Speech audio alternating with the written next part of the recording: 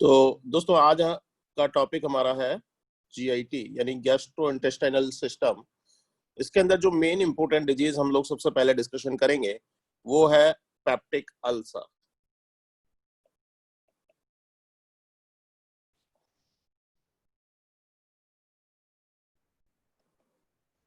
Peptic ulcer disease या PUD. दोस्तों peptic ulcer disease को समझने के लिए सबसे पहले हम समझें ये हमारा स्टोमक है,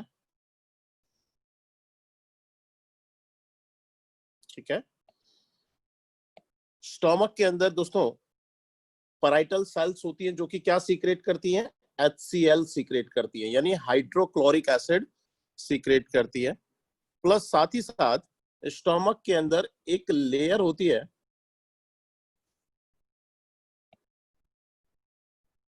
एक प्रोटेक्टिव लेयर होती है यहाँ पर, और इस प्रोटेक्टिव लेयर जो है इसके अंदर म्यूकस और बाइकार्बोनेट इसके अंदर होता है। क्या चीज होती है? म्यूकस और बाइकार्बोनेट। तो यहाँ पर ये जो प्रोटेक्टिव जो लेयर होती है, यहाँ स्टोमक की जो म्यूकोसा है इस पर एक कवरिंग बनाए रखती है, ठीक है। क्या बनाती है? कवरिंग बनाती है। तो दोस्तों यहाँ पर दो तरीके के फैक्टर यहाँ पर हुए। एक हमने कहा कि अग्रेसिव फैक्टर। अग्रेसिव फैक्टर क्या हो गया?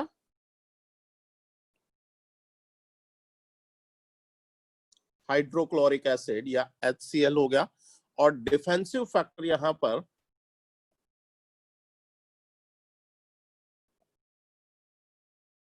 वो क्या चीज है? म्यूकस और बाइकार्बोनेट। म्यूकस और बाइकार्बोनेट, इन दोनों के बीच में जब बैलेंस बना रहता है तो यहां पर अल्सर नहीं होते। मान लीजिए अगर एग्रेसिव फैक्टर ज्यादा हो जाए, यानी कहने का मतलब HCl का प्रोडक्शन ज्यादा होने लगे, ठीक है, या फिर अगर डिफेंसिव फैक्टर कम हो जाए यानी म्यूकस और बाइकार्बोनेट का सीक्रेशन कम हो जाएगा, तो ऐसी स्थिति में वहां पर क्या हो जाएंगे? अल्सर्स डेवलप हो जाएंगे। तो अगर एग्रेसिव और डिफेंसिव फैक्टर्स के बीच में इम्बैलेंस अगर हो जाए तो क्या हो जाएगा दोस्तों? अल्सर वहां पर प्रोड्यूस हो जाएगा। तो हमारी बॉडी के अंदर अग्रेसिव फैक्टर यानी हाइड्रोक्लोरिक एसिड और डिफेंसिव फैक्टर यानी म्यूकस और बाइकार्बोनेट का बैलेंस यहाँ पर बना हुआ होता है, जिसकी वजह से यहाँ पर अल्सर प्रोड्यूस नहीं होते, ठीक है। तो यहाँ पर जैसे ही अल्सर जो जो भी फैक्टर की वजह से अल्सर प्रोड्यूस होते हैं, तो उनके हिसाब से हम पेप्टिक अल्सर का ट्रीटमेंट हम यहाँ पर डिस्कशन कर सकते हैं। तो सबसे पहले हम बात करेंगे कि HCl का प्रोडक्शन अगर कम कर दिया जाए, ठीक है। HCl क्या चीज है? हाइड्रोक्लोरिक एसिड क्या चीज है? एक एसिड है, ठीक है। तो एसिड का प्रोडक्शन अगर डिक्रीज कर दिया जाए, यानी कहने का मतलब एग्रेसिव फैक्टर को अगर कम कर दिया जाए, तो पेप्टिक अल्सर डिजीज को ट्रीट किया जा सकता है। तो treatment of peptic ulcer disease, इसके अंदर सबसे पहले हम बात करेंगे decrease acid production.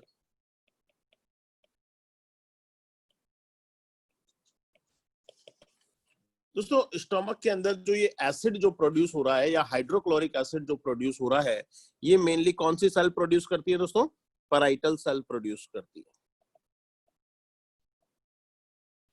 Parietal cells के द्वारा ये प्रोड्यूस होता है। इसको समझने की कोशिश कीजिएगा। जैसे मैंने कहा कि ये हमारी इंटेस्टाइन है या स्टोमक है, स्टोमक का ल्यूमेन है ये, और यहां पर इस ल्यूमेन के अंदर सेल्स जो है वो पाई जा रही है, ये सेल है, ठीक है। यहां पर दोस्तों एक पंप पाया जाता है, और इस पंप का नाम क्या है? इसे हम बोलते हैं प्रोटोन पंप। प्रोटोन पंप का मतलब ये होता है कि यहां से इस सेल के द्वारा ल्यूमेन में H पॉजिटिव आयंस जो है, H पॉजिटिव आयंस ये यहां पर सीक्रेट कर दिए जाते हैं, और इसके बदले में जो पोटेशियम जो है वो यहां पर अंदर ले लिया जाता है, ठीक है। तो इसे हम क्या बोलेंगे? चूंकि H पॉजिटिव आयंस क्या होते हैं? प्रोटोन होते हैं, ठीक है। तो इस पंप को हम क्या बोलते हैं? Proton pump.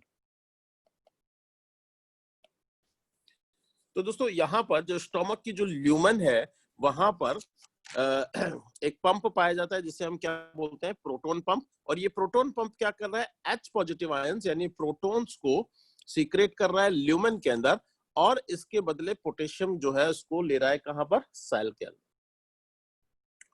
दोस्तों यहाँ पर इस पंप को तीन चीजें यहाँ पर स्टिमुलेट करती हैं। कौन कौन सी तीन चीजें स्टिमुलेट करती है, हम देखें। सबसे पहले acetyl choline. Acetyl choline neurotransmitter जो है इस पंप को स्टिमुलेट करता है, ठीक है। इस पंप को स्टिमुलेट करेगा तो क्या होगा, H पॉजिटिव आयन ज्यादा सीक्रेट होंगे ल्यूमेन के अंदर, ठीक है। H पॉजिटिव आयन जब ज्यादा सीक्रेट होंगे तो क्लोराइड आयन से मिलकर क्या बनाएंगे, हाइड्रोक्लोरिक एसिड बनाएंगे, यस। तो यहाँ पर सबसे पहली चीज मैंने कहा कि एसिटिल कोलिन जो है इस पंप को स्टिमुलेट करता है। इसके बाद हिस्टामिन जो है इस पंप को स्टिमुलेट करता है। और तीसरी चीज है गैस्ट्रिन। गैस्ट्रिन एक हार्मोन है दोस्तों, तो गैस्ट्रिन हार्मोन भी यहाँ पर इस प्रोटोन पंप को स्टिमुलेट करता है। तो तीन चीजें यहाँ पर स्टिमुलेट करती है, एसिटिल कोलिन, दूसरा है हिस्टामिन और तीसरा है गैस्ट्रिन, ठीक है। चौथी चीज यहाँ पर प्रोस्टाग्लैंडिन्स है, स्पेशली प्रोस्टाग्लैंडिन्स के अंदर प्रोस्टाग्लैंडिन्स E2, ठीक है। प्रोस्टाग्लैंडिन्स E2 यहाँ पर इस पंप को, ये जो प्रोटोन पंप है इसको क्या करती है, इनहिबिट करती है। यहाँ पर ये तीनों इसको स्टिमुलेट करती है, एसिटिल कोलिन, हिस्टामिन और गैस्ट्रिन स्टिमुलेट करती हैं किसको, प्रोटोन पंप को, जबकि प्रोस्टाग्लैंडिन्स E2 प्रोटोन पंप को क्या करती हैं, इनहिबिट करती है। तो दोस्तों इसके आधार पर हम एसिड का जो प्रोडक्शन है उसको हम डिक्रीज कर सकते हैं। देखिएगा यहाँ पर एसिड का प्रोडक्शन क्यों हो रहा है, क्योंकि प्रोटोन पंप यहाँ पर एक्टिव है, और प्रोटोन पंप के एक्टिव होने की वजह से H पॉजिटिव आयन जो है वो ल्यूमेन में सीक्रेट हो रहे हैं, ठीक है। इसकी वजह से एसिड का प्रोडक्शन इंक्रीज हो रहा है। तो अगर एसिड के प्रोडक्शन को कम कर दिया जाए तो पेप्टिक अल्सर डिजीज को ट्रीट किया जा सकता है। हमने कहा कि एसिड का जो प्रोडक्शन है वो स्टिमुलेट होता है किसकी वजह से, एसिटिल कोलिन की वजह से, हिस्टामिन की वजह से और गैस्ट्रिन की, ठीक है। और प्रोस्टाग्लैंडिन्स E2 इससे क्या करता है, इनहिबिट करता है। तो अगर मैं कहूं कि एसिटिल कोलिन को इनहिबिट कर दिया जाए या हिस्टामिन को इनहिबिट कर दिया जाए या गैस्ट्रिन को इनहिबिट कर दिया जाए तो एसिड का प्रोडक्शन रोका जा सकता है, यस, बिल्कुल सही है। एसिटिल कोलिन को इनहिबिट करने के लिए हम कौन सी दवाई देंगे, obviously anti cholinergic. Acetyl choline क्या है, कोलिनर्जिक है, कोलिनर्जिक न्यूरोट्रांसमीटर है। तो इसके अगेंस्ट अगर हम इसे ब्लॉक कर दें तो यहाँ पर कौन सी दवाई हम यूज में ले सकते हैं, एंटी कोलिनर्जिक। इसी तरीके से हिस्टामिन जो है, अगर एंटी हिस्टामिनिक ड्रग अगर यहाँ पे दे दें तो यहाँ पर एसिड का प्रोडक्शन कम किया जा सकता है। दोस्तों गैस्ट्रिन को इनहिबिट करने के लिए अभी तक कोई दवाई जो है वो यहाँ बनी है। इसके अलावा प्रोस्टाग्लैंडिन्स E2 ये क्या करता है, इनहिबिट करता है। तो अगर हम इसको स्टिमुलेट कर दें, यानी कहने का मतलब प्रोस्टाग्लैंडिन्स E2 का प्रोडक्शन अगर इंक्रीज कर दें तो यहाँ पर इस प्रोटॉन पंप को इनहिबिट किया जा सकता है। तो यहाँ पर ये कौन सी ड्रग है दोस्तों, प्रोस्टाग्लैंडिन्स E2 को स्टिमुलेट करने वाली ड्रग, इसको हम डिस्कशन करेंगे आगे। तो तीन तरीके की दवाई हम लोग यहाँ पर डिस्कशन कर रहे हैं दोस्तों। पहला हमने कहा कि एसिटिल कोलिन को ब्लॉक करने वाली, दूसरा हिस्टामिन को ब्लॉक करने वाली और तीसरा है प्रोस्टाग्लैंडिन्स E2 को स्टिमुलेट करने वाली। चौथी दवाई इटसेल्फ दोस्तों जो प्रोटोन पंप को इनहिबिट कर दे, ठीक है, जो खुद ही प्रोटोन पंप को इनहिबिट कर दे, यानी प्रोटोन पंप इनहिबिटर दवाइयां, ये भी हम यहाँ पर यूज में ले सकते हैं, ठीक है, प्रोटोन पंप इनहिबिटर। तो एसिड का प्रोडक्शन कम करने के लिए 5 मैकेनिज्म हमारे पास हैं, जिसके अंदर से 4 मैकेनिज्म के द्वारा हम एसिड का प्रोडक्शन कम कर सकते हैं। क्योंकि गैस्ट्रिन को कम करने वाली दवाई अभी तक अवेलेबल नहीं है, तो यहाँ पर जो 4 मैकेनिज्म है इनके द्वारा हम यहाँ पर एसिड का प्रोडक्शन कम कर सकते हैं, ठीक है। तो 1 बाय 1 हम लोग इनको डिस्कशन करेंगे। सबसे पहले हम बात करते हैं एसिटिल कोलिन को ब्लॉक करने की। एसिटिल कोलिन ब्लॉक अगर हम यहां पर करें, एसिटिल कोलिन के अंदर कौन से रिसेप्टर, कौन से रिसेप्टर्स, ठीक है। तो M1 ब्लॉकर दवाइयां जो है वो हम यहां पर यूज में ले सकते हैं। M1 ब्लॉकर आप सभी लोगों को याद है, पहले खाओ पियो फिर दिल लगाओ, बाकी सारे काम बाद में। यानी पहले खाओ पियो, यानी स्टोमक के अंदर कौन से रिसेप्टर्स हैं? M1 receptor. तो M1 ब्लॉकर दवाइयां जो है वो हम यहाँ पर दे सकते हैं। और स्पेशल M1 ब्लॉकर दवाइयां कौन कौन सी हैं दोस्तों? यहाँ पर दो इंपोर्टेंट ड्रग है, पायरेंजेपिन और दूसरा है टेलेंजेपिन।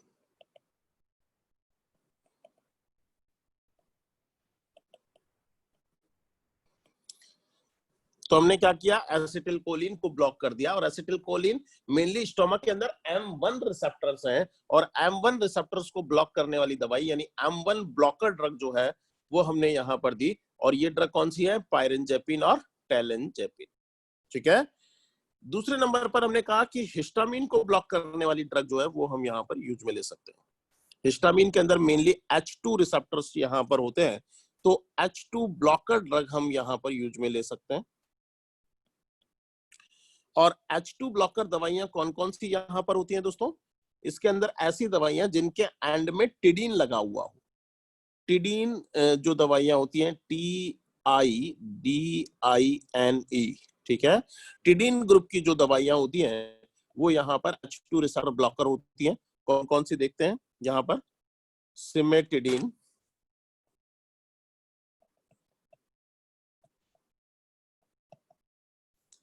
रैनिटिडीन,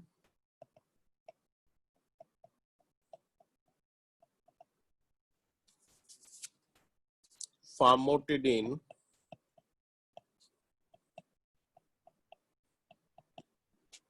लॉक्साटिडीन,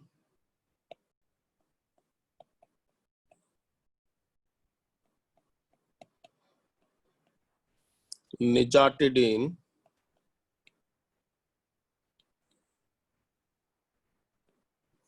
तो दोस्तों जिन भी दवाई के एंड में टिडीन लगा हुआ है, ये दवाइयां कौन सी हैं? H2 ब्लॉकर दवाइयां हैं, H2 रिसेप्टर ब्लॉकर दवाइयां हैं। ठीक है। तो यहाँ अगर हम हिस्टामिन को ब्लॉक कर दें तो भी क्या होगा? एसिड का प्रोडक्शन कम हो सकता है। ठीक है। यहाँ पर जो सिमेटिडीन जो ड्रग है, इस सिमेटिडीन के बारे में कुछ स्पेशल क्वेश्चंस यहाँ पर पूछे जाते हैं। सबसे पहले सिमेटिडीन क्या होती है दोस्तों? सिमेटिडीन एक माइक्रोसोमल एंजाइम इनहिबिटर है। क्या चीज है ये? माइक्रोसोमल एंजाइम इनहिबिटर ड्रग है। तो दोस्तों अगर किसी भी दवाई के साथ अगर माइक्रोसोमल एंजाइम इनहिबिटर साथ में चल रही हो तो क्या होगा? वो उसका मेटाबॉलिज्म कम कर देगी, और मेटाबॉलिज्म कम कर देगी तो टॉक्सिसिटी जो है वो वहां पर प्रोड्यूस हो सकती है। प्लस दूसरा इंपॉर्टेंट चीज, यहां पर ये गायनेकोमेस्टिया प्रोड्यूस करती है। गायनेकोमेस्टिया प्रोड्यूस करती है। डिस्को ड्रग है, बताया था मैंने disco drug. Disco drug, disco drug क्या होता है दोस्तों? डिजॉक्सिन, डिजॉक्सिन, DI का मतलब क्या है? डिजॉक्सिन, S का मतलब स्पाइरोनोलैक्टोन, T का और O का मतलब क्या है? ईस्ट्रोजन। ठीक है। तो डिस्को ड्रग जो है वो क्या करती है? गायनेकोमेस्टिया प्रोड्यूस करती है। तो सिमेटिडीन यहाँ पर गायनेकोमेस्टिया प्रोड्यूस करती है। इसके अलावा इसके कुछ CNS साइड इफेक्ट भी यहाँ पर पाए जाते हैं। तो सिमेटिडीन के बारे में इंपोर्टेंट क्वेश्चन, एक तो ये माइक्रोसोमल एंजाइम इनहिबिटर है। ठीक है। माइक्रोसोमल एंजाइम इनहिबिटर होने की वजह से जब भी किसी ड्रग के साथ हम इसे देते हैं तो यहाँ पर क्या करेगी? ये उसका मेटाबॉलिज्म इनहिबिट देगी, और मेटाबॉलिज्म इनहिबिट कर देगी तो क्या होगा? टॉक्सिसिटी वहां पर प्रोड्यूस हो सकती है। तो डोज एडजस्टमेंट करने की हमें जरूरत होती है, डोज को कम करने की आवश्यकता वहां पर पड़ेगी। दूसरा, गायनेकोमेस्टिया प्रोड्यूस कर सकती है। और तीसरा हमने कहा कि CNS साइड इफेक्ट जो है वो यहाँ पर इसके पाए जा सकते हैं। तीसरा हमने कहा, चूंकि गैस्ट्रिन जो है, गैस्ट्रिन को यहाँ पर ब्लॉक करने के लिए कोई दवाई हमारे पास अभी अवेलेबल नहीं है। ठीक है। तीसरी दवाई हम लोग बात कर रहे हैं जो प्रोस्टाग्लैंडिन जो है, प्रोस्टाग्लैंडिन E2 को स्टिमुलेट करने वाली ड्रग।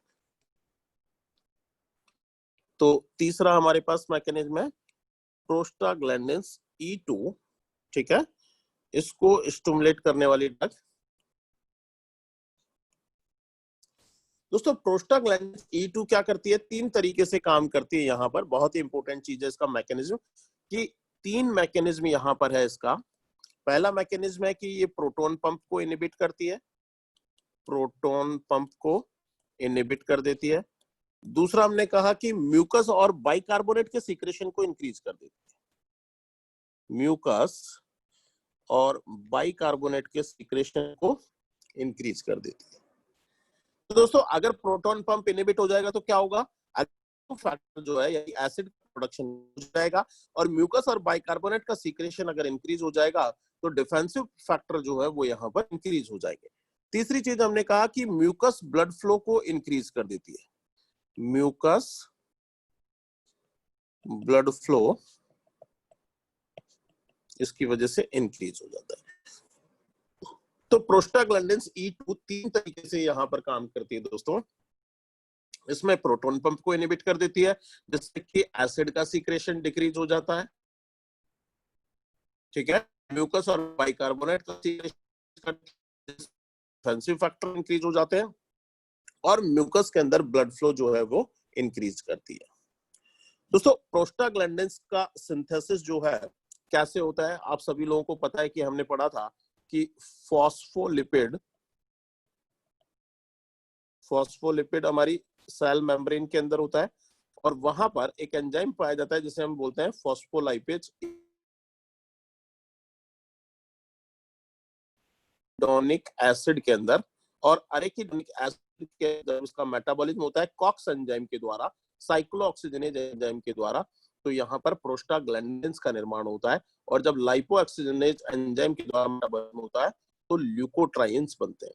ये हम लोगों ने डिस्कशन किया था पहले। तो यहाँ पर कॉक्स को अगर कर दिया तो प्रोस्टाग्लैंडिन्स का सिंथेसिस यहाँ पे नहीं होगा। तो कॉक्स इनहिबिटर दवाइयां कौन सी होती है, आप सभी लोग बहुत ही कॉमनली यूज में ली जाती है, और वो है NSAID drugs, non steroid anti inflammatory drugs जो होती है, एनसैड्स ड्रग्स जो बहुत ही कॉमनली यूज में ली जाती है, ठीक है। तो एनसैड ड्रग्स क्या करती है, इस कॉक्स को इनहिबिट कर देती है। क्या है ये, कॉक्स इनहिबिटर ड्रग है, इनको डिटेल में हम पढ़ेंगे बाद में आगे। तो कॉक्स इनहिबिटर ड्रग्स होने की वजह से ये एनसैड क्या करेंगे, इस प्रोस्टाग्लैंडिन सिंथेसिस को बंद कर देंगी, और प्रोस्टाग्लैंडिन का सिंथेसिस यदि बंद हो गया तो क्या होगा, प्रोटॉन पंप इनहिबिट नहीं हो पाएगा, म्यूकस और बाइकार्बोनेट का secretion, mucus blood flow increase नहीं हो पाएगा। तो क्या होगा दोस्तों, ऐसी स्थिति में क्या हो जाएगा, अल्सर जो है वो प्रोड्यूस हो जाएगा।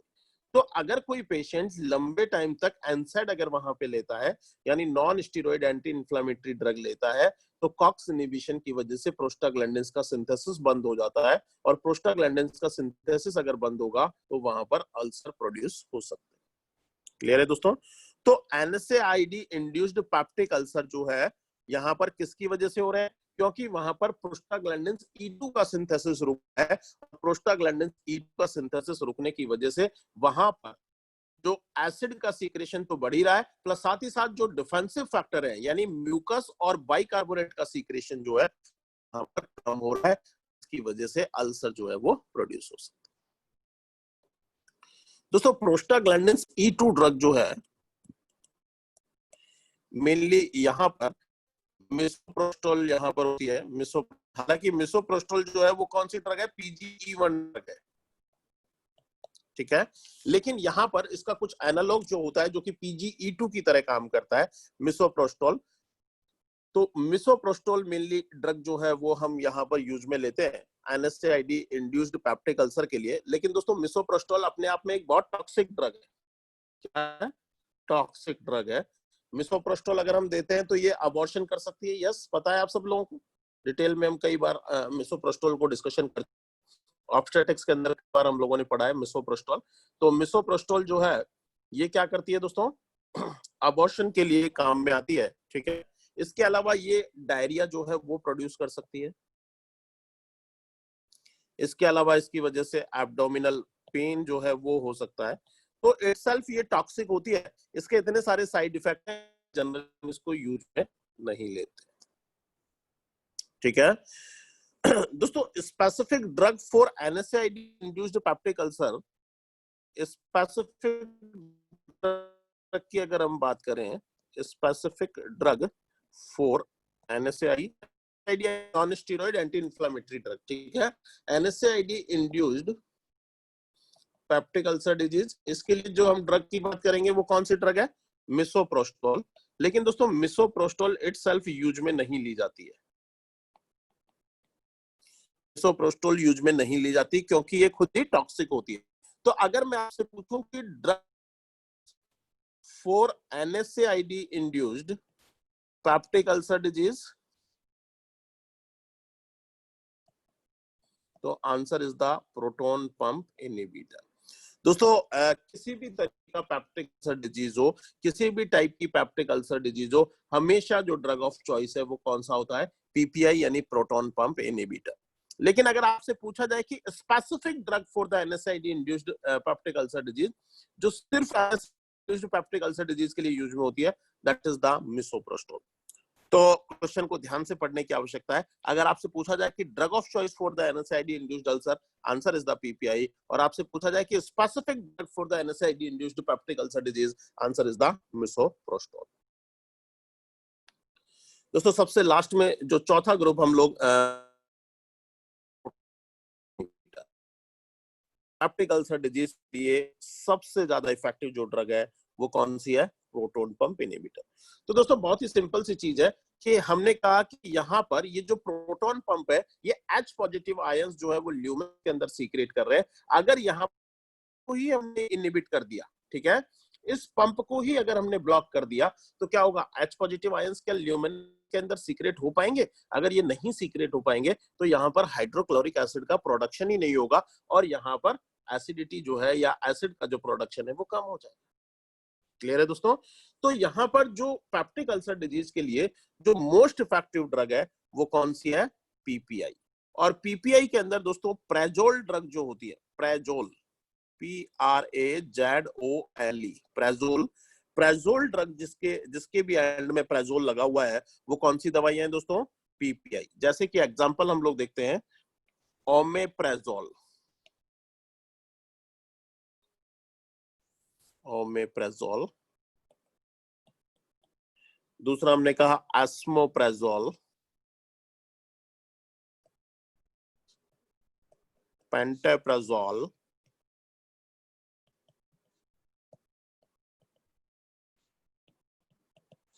ठीक है, लेंसप्रेजोल,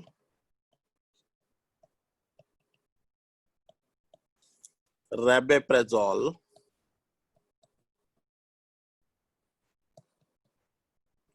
ये जो जितने भी प्रेजोल ड्रग्स है, प्रेजोल ड्रग्स, ये ड्रग्स कहती हैं PPI यानी प्रोटॉन पंप इनहिबिटर। तो सबसे ज्यादा स्ट्रॉन्गेस्ट एसिड इनहिबिटर है, strongest acid inhibitor.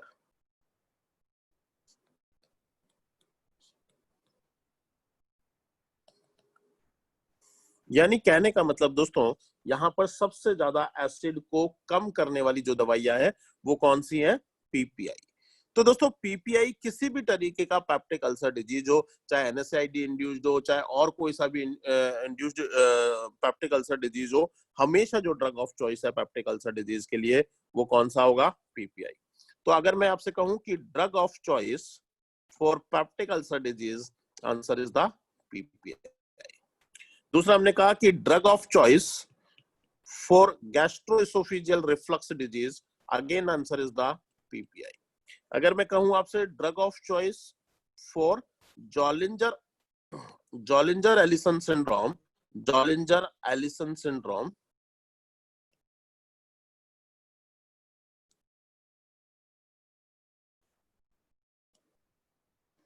Again drug of choice is the PPI। दोस्तों जॉलिंजर एलिसन सिंड्रोम, इसके अंदर क्या होता है? गैस्ट्रिनोमा हो जाता है, गैस्ट्रिनोमा। गैस्ट्रिनोमा से क्या होगा? गैस्ट्रिन का सीक्रेशन ज्यादा होगा, और गैस्ट्रिन का सीक्रेशन ज्यादा होगा तो HCl का प्रोडक्शन जो है वो ज्यादा हो जाएगा। ठीक है, तो यहाँ पर जॉलिंजर एलिसन सिंड्रोम, इसके लिए भी ड्रग ऑफ चॉइस क्या है? PPI। तो ये तीन इंपोर्टेंट डिजीज जिसके अंदर हमने कहा कि PUD यानी पेप्टिक अल्सर डिजीज,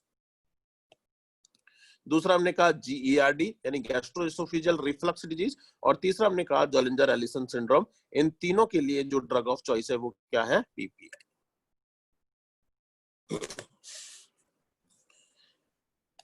दोस्तों PPI जो ड्रग्स होती हैं, इनको जब भी हम देते हैं, ये एसिड लेबाइल होती है, एसिड लेबाइल ड्रग्स होती है।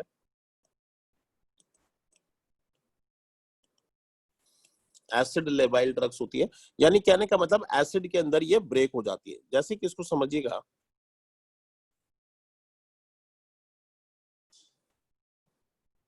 हमने कहा कि जैसे ही हमने ये दवाई हमने यहाँ पर दी, ये दवाई हमने जैसे ओरली दवाई खाई, तो ओरली दवाई खाते ही ये जैसे ही स्टोमक के अंदर गई, तो ऐसा नहीं है कि यहाँ पर ये जो पैराइटल सेल्स पाई जा रही है और इस पर ये पंप जो है इसको ये डायरेक्ट इनहिबिट कर देगी, यहाँ पर ऐसा नहीं होता है दोस्तों।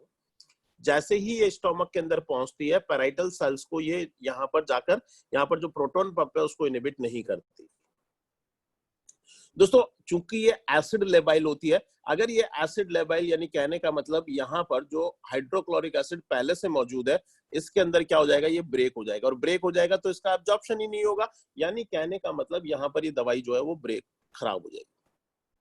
तो दोस्तों यहाँ पर हम इसे कोटिंग फॉर्म में देते हैं, एंटेरिक कोटिंग फॉर्म में, एंटेरिक कोटिंग फॉर्म में देते हैं यहाँ पर, जिसकी वजह से ये यहाँ पर ब्रेक नहीं होती। एंड देन ये कहां पहुंच जाती है, इंटेस्टाइन के अंदर पहुंच जाती है, यानी स्मॉल इंटेस्टाइन के अंदर पहुंच जाती है। यहां पर स्मॉल इंटेस्टाइन के अंदर पहुंचने के बाद इसका एब्जॉर्प्शन होता है ब्लड के अंदर, और ब्लड के द्वारा ये पैराइटल सेल्स के अंदर पहुंचती है।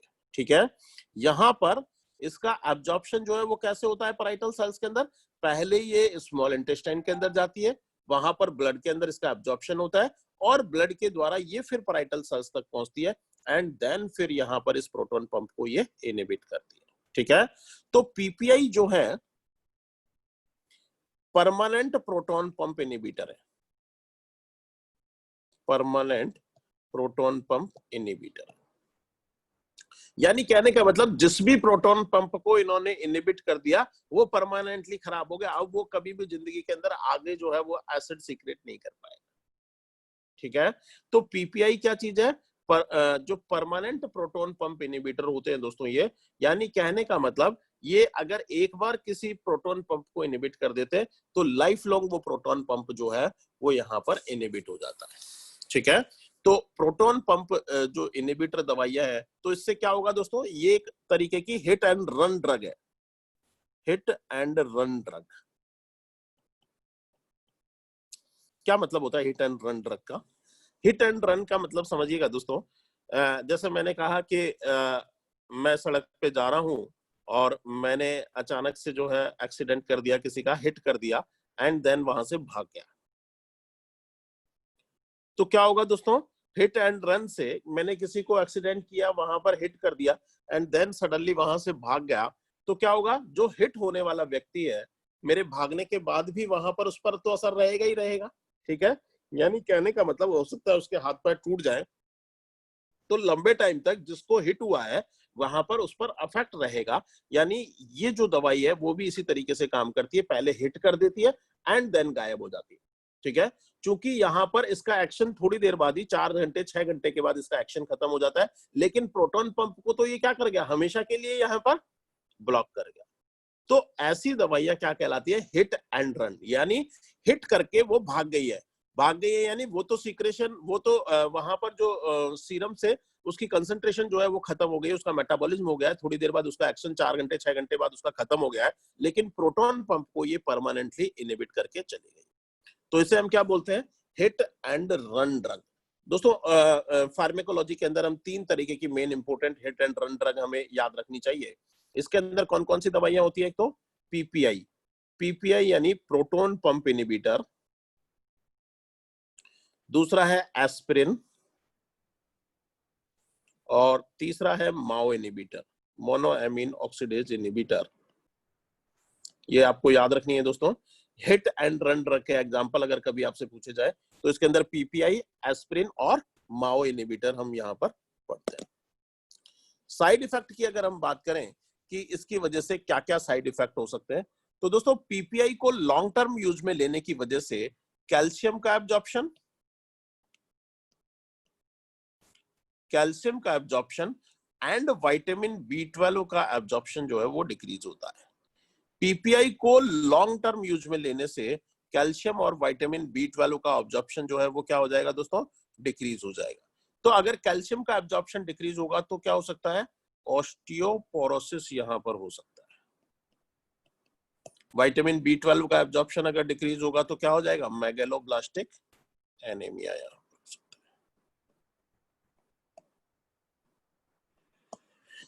तो दोस्तों जब भी वहां पर किसी पेशेंट को पीपीआई लॉन्ग टर्म तक अगर हमें चलानी है तो बीच बीच में हम वहां पर कैल्शियम और विटामिन B12 जो है वो हम यहाँ पर देते रहेंगे, तो ऑस्टियोपोरोसिस और मेगलोब्लास्टिक एनीमिया होने की संभावनाएं यहाँ पर होती है।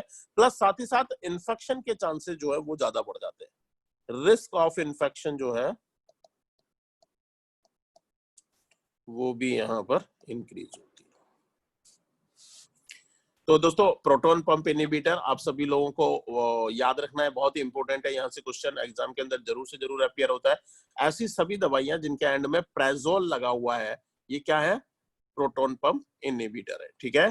तो जनरली जब हम इन्हें ओरली देते हैं तो कोटिंग फॉर्म में देते हैं, एंटेरिक कोटिंग फॉर्म में देते हैं। परमानेंट पीपीआई जो है इनहिबिटर होती हैं ये, यानी कहने का मतलब प्रोटॉन पंप को परमानेंटली इनहिबिट कर देती हैं, हिट एंड रन ड्रग्स होती हैं, ठीक है। और कैल्शियम और विटामिन B12 के एब्जॉर्प्शन को डिक्रीज करती है। तो ऑस्टियोपोरोसिस और मेगलोब्लास्टिक एनीमिया इनकी वजह से हो सकता है, इन्फेक्शन के चांसेस जो है वो यहाँ पर इंक्रीज हो सकते हैं। इसके बाद एसिड को जो यहाँ पर कम करने के लिए या एसिडिटी को कम करने के लिए जो नेक्स्ट इंपोर्टेंट ड्रग हम लोग पढ़ेंगे वो है एंटासिड्स। कौन सी दवाई है दोस्तों, एंटासिड्स।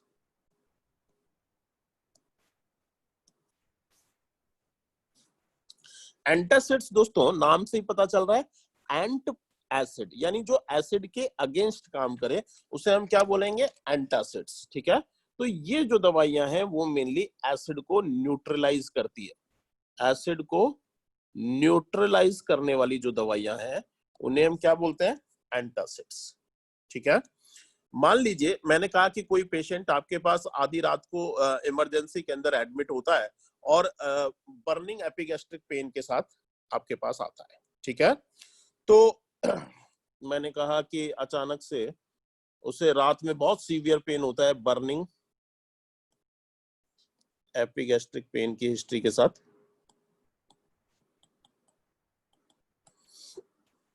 तो दोस्तों अगर मान लीजिए epigastric severe burning epigastric pain हो रहा है और आपके पास हिस्ट्री है कि इस पेशेंट को पेप्टिक अल्सर डिजीज रही है, पहले से हिस्ट्री है, तो इसको इमीडिएटली इस पेन को रिलीव करने के लिए आप कौन सी दवाई देंगे, ठीक है।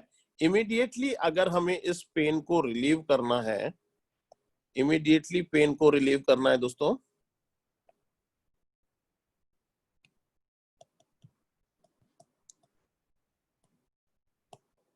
तो कौन सी दवाई अगर हम वहां पे देंगे, क्या पीपीआई हम वहां पे देंगे, नहीं दोस्तों। प्रोटॉन पंप इनहिबिटर तो क्या करेगी दोस्तों, वहां पर आएगी एंड प्रोटॉन पंप को इनहिबिट करेगी और एसिड के सीक्रेशन को कम करेगी।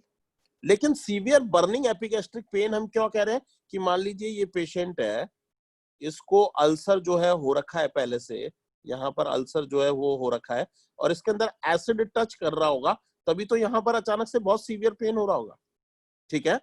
अब मान लीजिए ये एसिड अगर जो पहले से बना हुआ एसिड है वो इसको टच कर रहा है, तो हमें इस एसिड को न्यूट्रलाइज करना पड़ेगा, तभी तो यहाँ पर ये जो पेन है वो बंद होगा। अगर मान लीजिए मैंने पीपीआई दिया तो पीपीआई तो क्या कर रहा है, जो नया एसिड बनना है उसे रोक रहा है, लेकिन जो पुराना एसिड पड़ा हुआ है इसको न्यूट्रलाइज हम करेंगे तो ये जो सीवियर पेन जो हो रहा है इसे हम इमीडिएटली रिलीव कर सकते हैं। तो इस एसिड को न्यूट्रलाइज करने वाली जो ड्रग है वो कौन सी है, एंटासिड्स।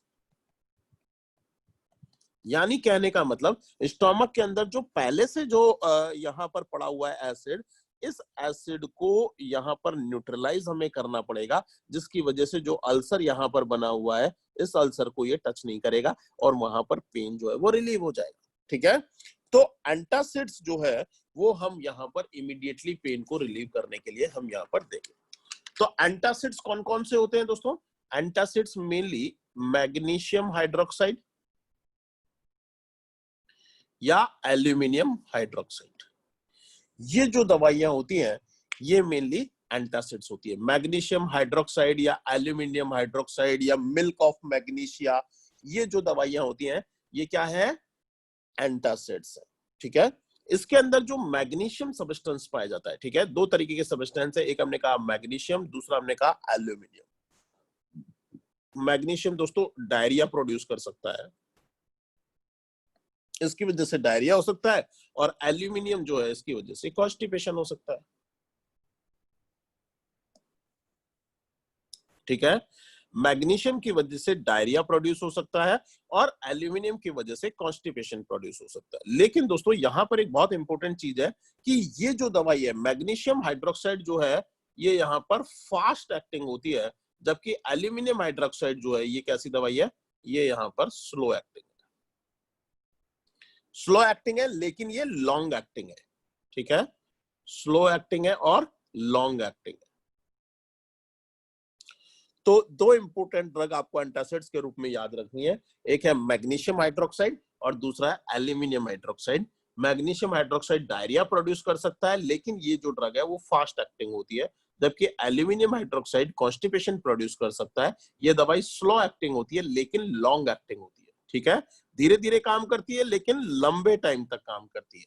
ठीक है, तो दोस्तों जब भी हम ये दवाई देते हैं तो हम क्या करते हैं, एंटासिड्स तो हम तो होशियार हैं, वहां पर हमने कहा कि यहाँ पर मैग्नीशियम हाइड्रोक्साइड फास्ट काम करती है और हमें लंबे टाइम तक एक्शन चाहिए। ठीक है, फास्ट भी चाहिए और लंबे टाइम तक भी चाहिए, तो हमने क्या कर दिया, दोनों को कंबाइन कर दिया, यानी दोनों को मिक्स करके हमने यहाँ पर दे दिया। ठीक है, तो हमने क्या कर दिया, कॉम्बिनेशन में हमने ये दवाई दे दी, यानी magnesium hydroxide plus aluminium hydroxide, ये दोनों दवाई हमने कॉम्बिनेशन में दे दी। तो एक दवाई तो डायरिया कर रही है, एक दवाई कॉन्स्टिपेशन कर रही है, तो जीआईटी वाले साइड इफेक्ट जो है वो क्या हो जाएंगे, यहाँ पर नल हो जाएंगे, आपस में वो खत्म हो जाएंगे। यानी डायरिया भी कर रही है, कॉन्स्टिपेशन भी कर रही है, तो यहाँ पर क्या हो जाएगा, नॉर्मल हो जाएगा। तो जब भी हम एंटासिड्स की प्रिपरेशन बाजार के अंदर लेते हैं कोई दवाई, तो उसके अंदर कॉम्बिनेशन होता है, ज्यादातर दवाइयों के अंदर मैग्नीशियम हाइड्रोक्साइड और एल्यूमिनियम हाइड्रोक्साइड जो है वो दोनों चीज होती है। प्लस हमें क्या चाहिए, फास्ट एक्शन भी चाहिए और लॉन्ग एक्टिंग भी चाहिए। ठीक है, तो यहाँ पर इन दोनों को कॉम्बिनेशन देने की वजह से यहाँ पर फास्ट एक्शन भी होता है, प्लस साथ ही साथ लंबे टाइम तक भी इसका असर जो है वो यहाँ पर रहता है।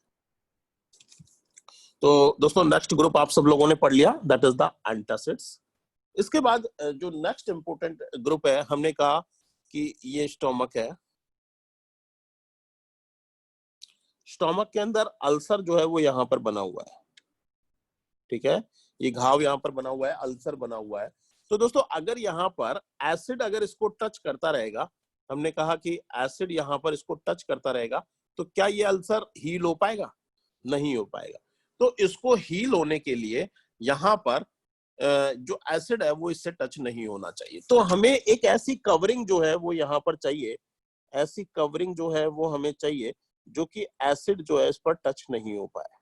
ठीक है, हम चाहते हैं कि इस अल्सर पर एक कवरिंग बन जाए, और कवरिंग बनेगी तो क्या होगा, इसको हील होने का टाइम मिल जाएगा और ये यहाँ पर हील हो जाएगा। तो कुछ दवाइयां जो नेक्स्ट इंपोर्टेंट ग्रुप की जो दवाइयां हैं उसके अंदर हम दवाई यूज में लेते हैं, वो कौन सी है, सुक्रालफेट,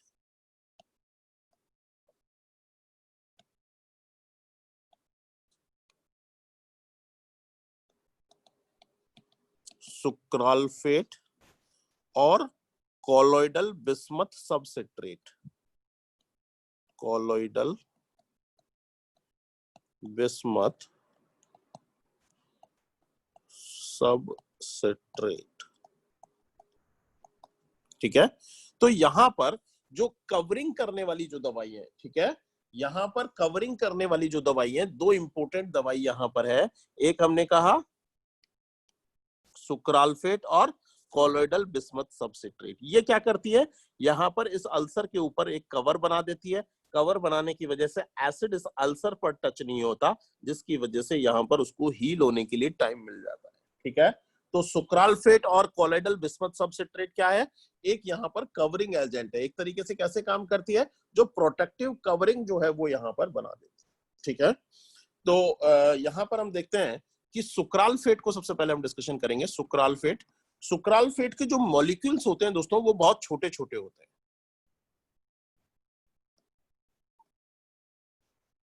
सुक्रालफेट, सुक्रालफेट के मॉलिक्यूल्स जो होते हैं वो बहुत ही छोटे छोटे स्मॉल मॉलिक्यूल्स होते हैं। तो यहाँ पर इस कवरिंग को बनाने के लिए इसके अंदर क्या होना जरूरी है, पॉलीमराइजेशन होना जरूरी है। ठीक है, तो सुक्रालफेट को कवरिंग करने के लिए अल्सर की जो लेयर है उसको कवरिंग करने के लिए यहाँ पर क्या होना चाहिए, इसके अंदर पॉलीमराइजेशन होना चाहिए।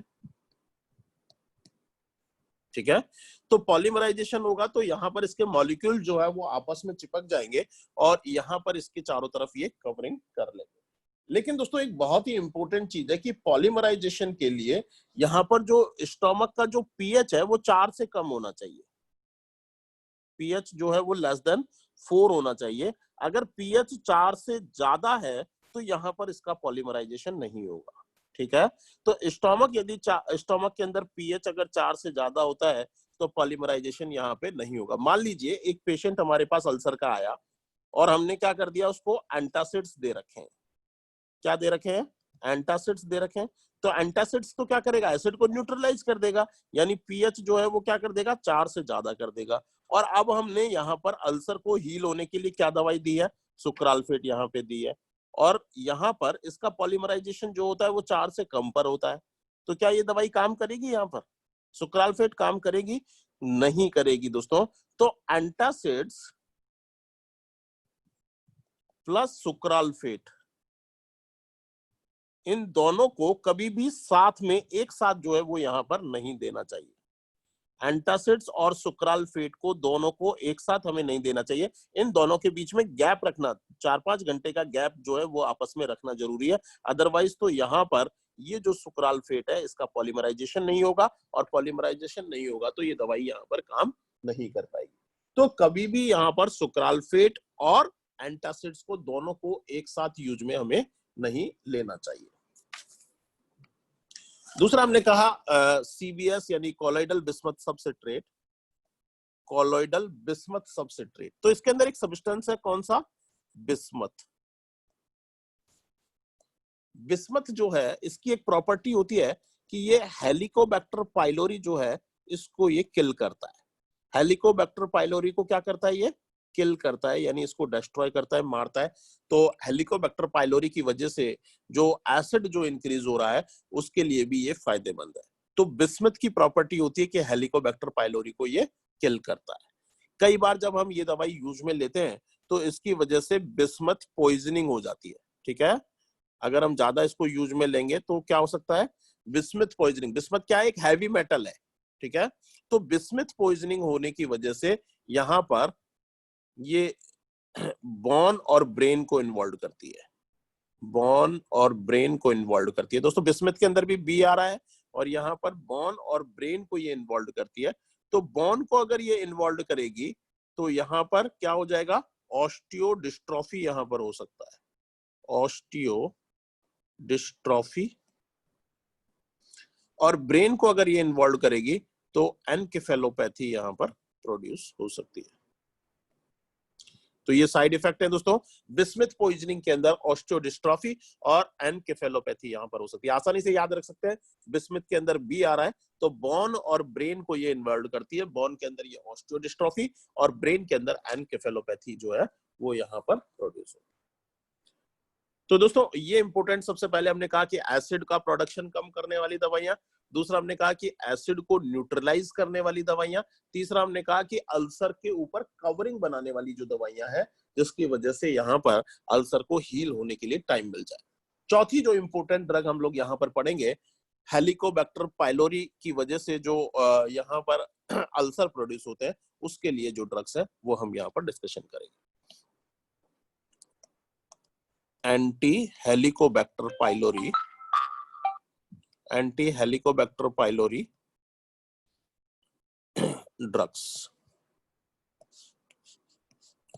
दोस्तों हेलिकोबैक्टर पाइलोरी एक ग्राम नेगेटिव बैक्टीरिया है। कैसा बैक्टीरिया है, ग्राम नेगेटिव बैक्टीरिया है। अगर किसी पेशेंट के अंदर रिकरेंट अल्सर्स हो रहे हैं, रिकरेंट अल्सर्स अगर वहां पर प्रोड्यूस हो रहे हैं तो रिकरेंट अल्सर का जो मेन कारण जो है वो क्या है, हेलिकोबैक्टर पाइलोरी। तो यहाँ पर ये हेलिकोबैक्टर पाइलोरी को यदि अगर हम ट्रीट कर दें, अगर इसे डिस्ट्रॉय कर दें तो ऐसी स्थिति में यहाँ पर इन रिकरेंट पेप्टिक अल्सर को रोका जा सकता है। ठीक है, तो चूंकि ये क्या है, बैक्टीरिया, तो यहाँ पर इस बैक्टीरिया को डिस्ट्रॉय करने के लिए हमें कौन सी दवाई चाहिए, एंटीमाइक्रोबियल एजेंट चाहिए, ठीक है। तो यहाँ पर जो इंपोर्टेंट एंटीमाइक्रोबियल एजेंट जो कि हेलिकोबैक्टर पाइलोरी को डिस्ट्रॉय करते हैं, इसके अंदर एमोक्सिसिलिन, दूसरा हमने कहा क्लैरिथ्रोमाइसिन,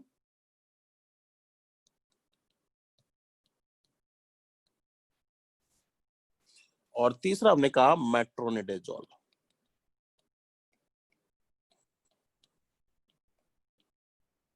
ये 3 एंटीमाइक्रोबियल एजेंट या एंटीबायोटिक्स यहाँ पर हेलिकोबैक्टर पाइलोरी को डिस्ट्रॉय करने के लिए यूज में ली जाती हैं। ये क्या है, एंटीमाइक्रोबियल एजेंट। तो एमोक्सिसिलिन, क्लैरिथ्रोमाइसिन और मेट्रोनिडेजोल, ये दवाई जो है वो हम यहाँ पर यूज में ले सकते हैं। तो हेलिकोबैक्टर पाइलोरी के लिए हम एक रेजिमेन यहाँ पर यूज में लेते हैं, इसे हम बोलते हैं ट्रिपल ड्रग थेरेपी या triple drug regimen. Triple drug regimen, इस ट्रिपल ड्रग रेजिमेन की क्या खासियत है कि इसके अंदर 2 तो एंटीमाइक्रोबियल एजेंट यूज में लेते हैं यानी एंटीबायोटिक्स यूज में लेते हैं, और एक जो है वो पीपीआई यूज में लेते हैं, ठीक है। और यहाँ पर इसे हम कितने दिनों के लिए देते हैं, 2 वीक्स के लिए हम यहाँ पर इसे प्रिस्क्राइब करते हैं, ठीक है। तो 2 एंटीमाइक्रोबियल एजेंट प्लस एक पीपीआई का कॉम्बिनेशन जो है वो जनरली हम यहाँ पर 2 वीक्स के लिए यूज में लेते हैं, इसे हम बोलते हैं triple drug regimen. Triple drug यानी 3 ड्रग जो है वो यहाँ पर होती है, जिसमें 2 एंटीमाइक्रोबियल एजेंट होती है। तो अगर हम ट्रीटमेंट ऑफ चॉइस की बात करेंगे हेलिकोबैक्टर पाइलोरी के लिए, हेलिकोबैक्टर पाइलोरी की वजह से जो अल्सर्स हो रहे हैं, तो उसके अंदर ट्रिपल ड्रग रेजिमेन हम यूज में लेते हैं, जिसमें कोई भी 2 एंटीमाइक्रोबियल एजेंट प्लस एक पीपीआई जो है वो हम यूज में लेते हैं। और एंटीमाइक्रोबियल एजेंट कौन कौन से यूज में होते हैं हेलिकोबैक्टर पाइलोरी के लिए, अभी मैंने आपको बताया एमोक्सिसिलिन, क्लैरिथ्रोमाइसिन और मेट्रोनिडेजोल, ठीक है। तो जनरली हम यहाँ पर कैप ड्रग जो है वो हम यूज में लेते हैं। कैप ड्रग, इसको आप याद रख सकते हैं। कैप का मतलब क्या क्या है यहाँ पर, क्लैरिथ्रोमाइसिन, क्लैरिथ्रोमाइसिन,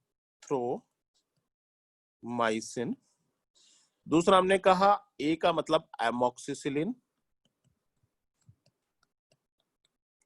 और तीसरा मैं कह रहा हूं पी का मतलब पीपीआई। कोई भी पीपीआई आप यूज में ले सकते हैं।